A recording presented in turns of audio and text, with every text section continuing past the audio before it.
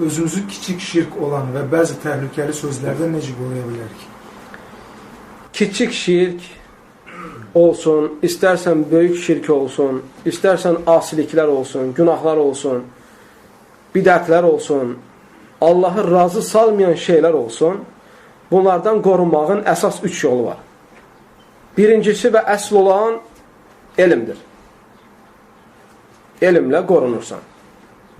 Məsələ bir adam tutaq ki, buradan, bu evdən, bu evə gedir.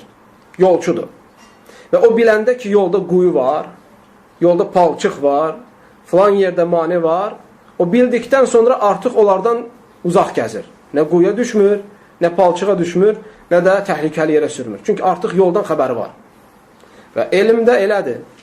Kiçik şirkdən, böyük şirkdən, günahlardan, bidətlərdən qaçmağın üçün sən elm öyrənməlisən. Çünki bilmədiyin bir şeyə düşmə ehtimalı var.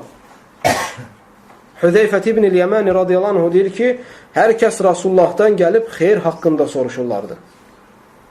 Namaz haqqında, oruç haqqında, zəkat haqqında, həc haqqında, cihad haqqında və s. kimi əməllər haqqında, xeyr əməllər. Mən isə Rasullahdan gedib şər haqqında soruşdum. Və özü deyir ki, ona düşməkdən qorxduğuma görə.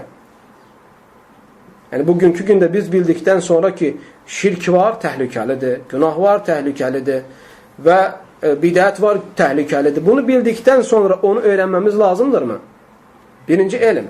Ona görə bunlardan xilas olmağın birinci yolu elmdir. Onun ikinci yolu şirkdən və günahdan və bidətdən uzaq adamların oturub durmaqdır. Üçüncüsü nəfsi hesaba çəkməklədir. Sən gün ərzində etdiyin, ağzından çıxan sözlərə, etdiyin əməlləri, axşam sabah onları xatırlamağa çalışıb, nə qədər doğru olduğunu, nə qədər yanlış olduğunu öyrənməyə çalışsan, nəfsin hesaba çəksən, sən bundan xilas olacaqsan. Allahu aləm.